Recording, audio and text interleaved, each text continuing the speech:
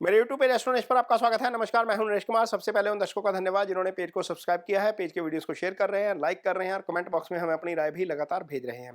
दोस्तों, आज बात करेंगे गुरुदेव की। देवगुरु बृहस्पति का गोचर होने जा रहा है 1 मई को। अब देवगुरु बृहस्पति यहाँ पर वृषभ राशि में रहेंगे 1 मई से और अगले साल 14 मई तक इसी राशि में गोचर करेंगे। अब यहां पर रहकर देवगुरु बृहस्पति अस्त भी होंगे, 6 मई के आसपास अस्त होंगे, 4 जून या 2 जून के आसपास उदय हो जाएंगे। फिर 9 अक्टूबर को रेट्रोगेशन में जाएंगे, यानी कि वक्री अवस्था में जाएंगे। फिर फरवरी में 4 या 5 फरवरी के आसपास जो है गुरु का जो है वो गुरु मार्गी होंगे। 120 दिन के आसपास का पीरियड है जब वक्री और मार्गी की जो अवस्था रहती है गुरु की, वो ये होगी। लेकिन गुरु यहीं पर रहेंगे। यहाँ पर रहने के दौरान गुरु कर्क राशि के जातकों के लिए बहुत बड़ी राहत लेके आए हैं। मैं बड़ी राहत इसलिए बोल रहा हूँ क्योंकि ये जो जातक हैं इस समय शनि की ढैया से गुजर रहे हैं। शनि यहाँ पर अष्टम में गोचर कर रहे हैं। अब अष्टम का शनि क्या करता है, आपको बहुत दिक्कत देता है। इसका कारण यह है कि यहाँ पर शनि की तीसरी दृष्टि इस भाव के ऊपर रहती है, ये कर्म का भाव है, और आपकी 7वीं दृष्टि इस भाव के रहती है, ये धन का भाव है। तो यहाँ पर कर्म और धन के मामले में थोड़ी सी समस्या आ रही थी। शनि यहाँ पर पंचम को भी प्रभावित करते हैं, ये इजी गेन्स का भाव है। यहाँ पर जो समस्या शनि के द्वारा क्रिएट की जा रही थी, गुरु अब आप आकर उसको न्यूट्रलाइज करेंगे। न्यूट्रलाइज कैसे करेंगे? सबसे पहले तो यह है कि जहां पर गुरु गोचर करेंगे, ये वाला भाव 11वां, गुरु इस भाव के कारक है, इस भाव के स्वामी नहीं है इस कुंडली में, लेकिन कुंडली में गुरु 4 भावों के कारक होते हैं। धन भाव के, पंचम के, 11वें के और आपकी कुंडली में दूसरे भाव के और 9वें भाव के कारक जो है वो गुरु होते हैं। कर्क राशि के लिए गुरु इसलिए भी अच्छे हैं क्योंकि कर्क राशि चंद्रमा की राशि है और गुरु और चंद्रमा आपस में मित्र हैं।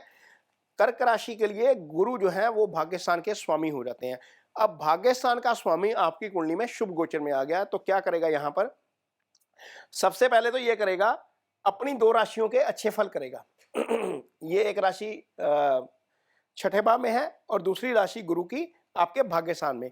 इसका मतलब यह है कि भाग्यस्थान का स्वामी अब अच्छी स्थिति में है, भाग्य आपका साथ देना शुरू करेगा। सबसे पहला तो काम यही होगा, जो काम आप करना चाहते हैं उसमें आपको निश्चित तौर पर सफलता मिलनी शुरू हो जाएगी। जो अड़चन यहां पर शनि क्रिएट कर रहे थे, वो यहां पर आकर गुरु थोड़ा सा उसको न्यूट्रलाइज करेंगे, थोड़ा सा आपको उसका फायदा होना शुरू होगा। एक दूसरा, ये भाव जो है वो रोग ऋण शत्रु का भाव है। इस भाव का स्वामी हालांकि अपने से छठे में है, लेकिन चूंकि शुभ गोचर में आ गया तो इस भाव से संबंधित सिग्निफिकेंट जो है वो थोड़े से सिग्निफिकेंस जो है वो थोड़े से न्यूट्रलाइज हो जाएंगे, यानी कि थोड़े से उसके बेहतर फल मिलेंगे। अब यहां पर यदि आपके ऊपर कोई कर्जा है तो कर्ज से मुक्ति होनी शुरू हो जाएगी। यदि आपको कोई बीमारी है तो बीमारी से संबंधित चीजें जो हैं वो थोड़ी सी ठीक होंगी। और गुरु की दृष्टि जहां जहां है वहां वहां पर आपको उसके अच्छे फल मिलेंगे। गुरु की दृष्टि, गुरु सबसे पहले तो इस भाव को एक्टिव करेंगे। ये 11वां भाव एलिवेशन का भाव, ये आपका कर्म है, ये आपका उसका फल है। 11वां भाव कर्म के फल का भाव है, 11वां भाव आपकी तरक्की का भाव है, 11वां भाव आय का भाव है।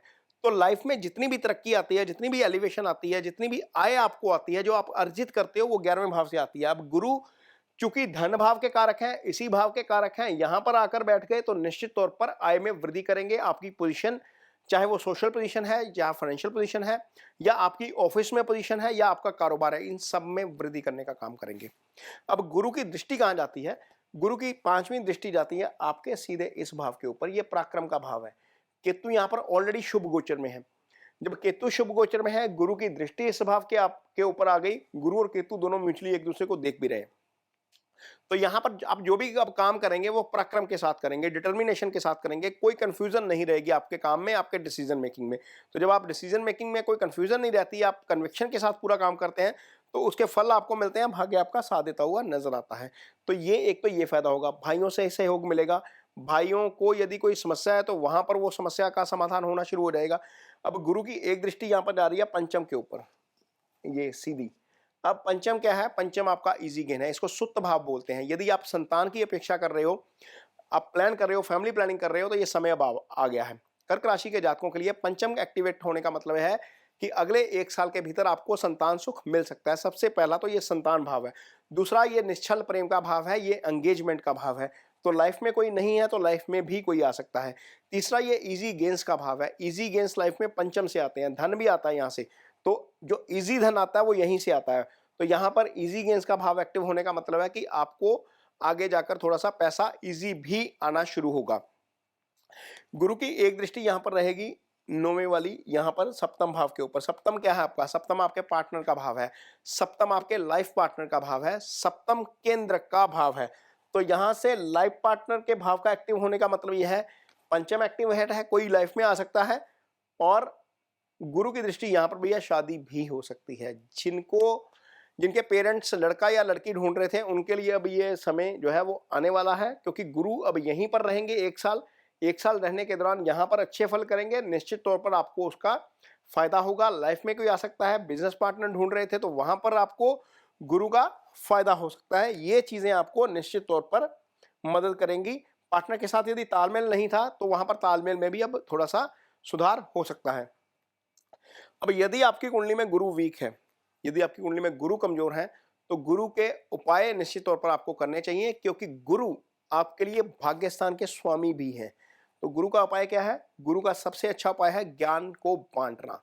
ज्ञान के कारक गुरु हैं, संतान के कारक गुरु हैं, धन के कारक गुरु हैं। तो यदि आप किसी को ज्ञान देते हैं, किसी भी शेप में हो सकता है, आप ऑफिस में सीनियर हो, आप अपना नॉलेज शेयर करते हो, वो भी गुरु का ही उपाय है। लेकिन यदि आप किसी नीडी बच्चे को हेल्प करते हो किसी भी रूप में पढ़ने के लिए, वो फीस के रूप में हो सकती है, वो आपकी पेन, कॉपी, पेंसिल, किसी भी शेप में यदि आप किसी स्टूडेंट की हेल्प करते हो तो वो गुरु का उपाय है। गुरु के उपाय के तौर के ऊपर आप पुखराज पहन सकते हो, क्योंकि भाग्यस्थान के स्वामी है यहाँ पर। ये पोजीशन देख लीजिएगा, गुरु की आपकी कुंडली में 6, 8, 12 में ना हो तब पहनिएगा।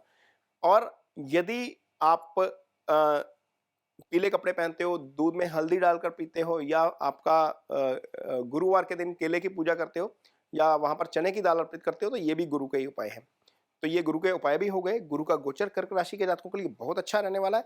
शनि के जो है प्रभाव उनको न्यूट्रलाइज करेगा। तो यहाँ पर ये वीडियो आपको कैसा लगा, इस पर कमेंट बॉक्स में अपनी राय जरूर दीजिए। यदि वीडियो अच्छा लगे तो शेयर जरूर करिए, पेज को सब्सक्राइब जरूर करिए। इसके साथ ही मुझे दीजिए इजाजत। नमस्कार।